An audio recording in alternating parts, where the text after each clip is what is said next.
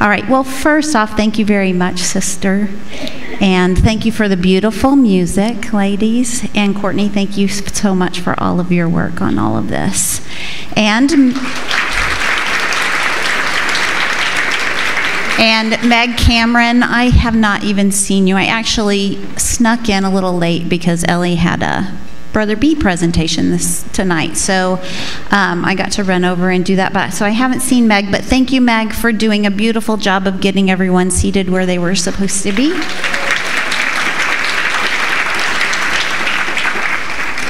And I am Shawna Rocco, by the way, and I am a teacher at St. Mary's. I am a friend to many of you and a parishioner at St. Mary's and a mom. And when Courtney came to me to speak a couple of months ago, I told her that it was probably time for me to try to get up and share my story, especially since I could at least say the word leukemia without tears filling in my eyes. Now I won't be able to. But then when I sat down to really start reflecting and writing, I thought I'm really not worthy to speak to or to lead anyone in this room based on my life or anything that I've been through or how I've handled any situation in my life. So I thought I would just talk about you. You all have no idea how you have touched my life. When Ellie was diagnosed with cancer, that's my daughter, in July of 2017, it was this community that rallied for our family. You organize weekly rosaries in the chapel, nights of mercy in the church, and Ellie's name was read each week at Mass to be prayed for. People brought meals to our family, they mowed our lawn, they sent us cards and gifts while we were away for 3 months in Memphis. And friends helped with Lauren, our oldest, and tried to help us give her as normal of a high school experience as she could. The School of St. Mary worked with the teachers at St. Jude and sent work for Ellie for her stay so that she could stay caught up. And when we got to come home to continue her treatment at the affiliate in Tulsa, teachers would FaceTime or stop by the house each week to help keep her on track. I even had friends who would walk with me at 5:30 in the morning, and they hated mornings. But they would get up because they knew that it would help me, and they knew that I would be in treatments with her the rest of the day. All these gestures meant so very much to our family. There were days when I was in Memphis at the hospital with Ellie, and she was so sick and she was so weak, lying with her head in my lap, waiting for yet another treatment or an appointment. And I would be so tired and emotionally worn out, but I literally would feel the power of your prayers helping me stay alert, to ask all the right questions, to stay on top of all of her medications. And some days your thoughts and prayers carried my feet down those hallways one step at a time. With Ellie's cancer, we were not in control. There was a forced patience and a timeline that was his timing, not ours. Things were happening in her body that we could not fix. We weren't even sure that the doctors or the combinations of 3 years of chemotherapy, steroid treatment, physical therapy, and counseling could even fix. But we did know that our faith was strong and that no matter what, God had a plan for her and for us. I will never forget, after the first couple of nights of staying in the hospital room at St. Jude's, Mike and I were trying to make some sense of what we were getting ready to embark on. And we prayed and we talked, and we both came to the conclusion that we would do anything in our power to fight for her life, but it was God's will, and if it was His will that she be with Him in heaven, we would accept and understand that path too. We tried every day of her journey to just trust in that.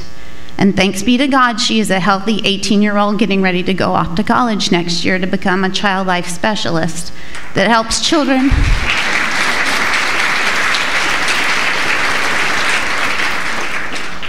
And ironically, that helps children go through cancer treatment and other life-threatening treatments and illnesses. As women, and Father, we know God will give us children, spouses, friends, bosses, co-workers, acquaintances, even strangers that will require patience and understanding, and there will be struggles and burdens that are beyond our comprehension. But the promise of Advent and the coming of our Lord gives us hope that He will walk with us and be by us every step of the way. And He will put people in our lives to help us get through these trials and tribulations. Pope Francis recently wrote, "Rivers do not drink their own water. Trees do not eat their own fruit. The sun does not shine on itself, and flowers do not spread their fragrance for themselves. Living for others is a rule of nature. We are all born to help each other. No matter how difficult it is, life is good when you are happy, but much better when others are happy because of you." I know in this room, people are holding on to burdens great and small, and they are having to choose paths of how to carry their crosses. Some of us are dealing with failed or strained marriages, children struggling with their relationship with God or leaving the church, complicated or toxic friendships, addictions or compulsions, social injustices, loneliness or self-worth, belonging or feeling a sense of acceptance, death of a loved one or a recent or current diagnosis of an illness, a stage of life change. Be still and know that I am God. Psalm 46:10. There are times when we need to cease striving, wait, listen, reflect, and wake up to God being in control and stand in awe of His presence. God will be our refuge and our strength and take our burdens if we surrender them to Him. And that's the difficult part. Being patient requires a loss of control, a surrender to our own solutions, a quietness, a waiting that, quite frankly, is not easy for most of us.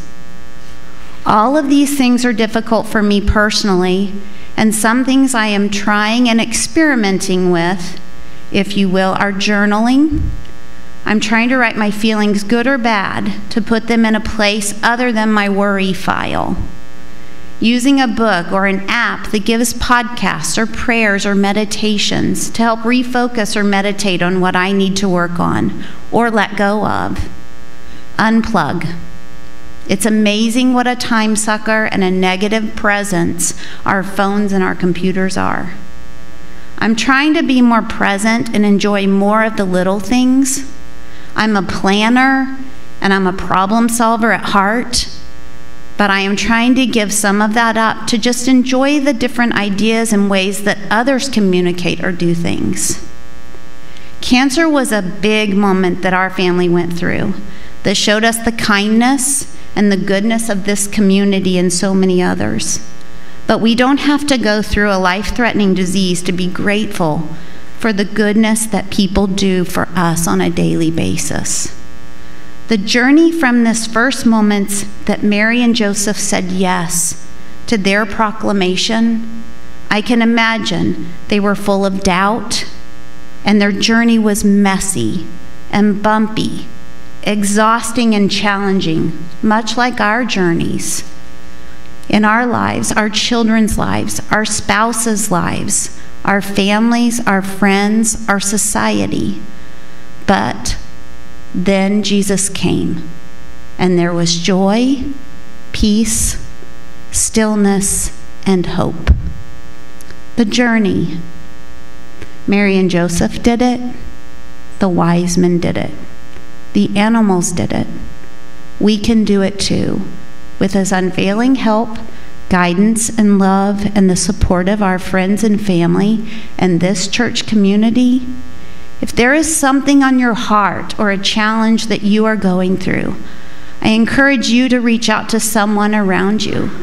Let them know that you need them. Let them listen to you. Let them love you. As humans, God made us to be helpful and kind and look after one another. Allow someone to love you. As we enter into Advent, I challenge you to pick someone each day to try to reach out to. Make that call or that text when you have someone on your heart. Pray for someone daily.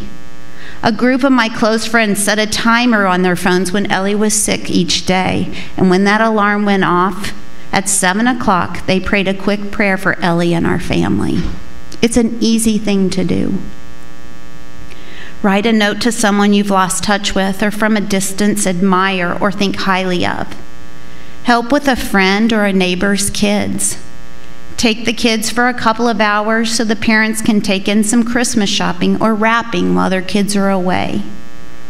Take someone a healthy dinner, or not healthy dinner, or a treat, or just share a smile or greeting to a stranger. Ask your cashier how our Advent is going. As some of you know, my favorite quote is from Mother Teresa. Not all of us can do great things, but all of us can do small things with great love. My wish for you this blessed season is to have a wonderful Christmas. And thank you for allowing me to share my story and my journey with you tonight, and for all of your thoughts and your prayers and your concerns over the past 5 years.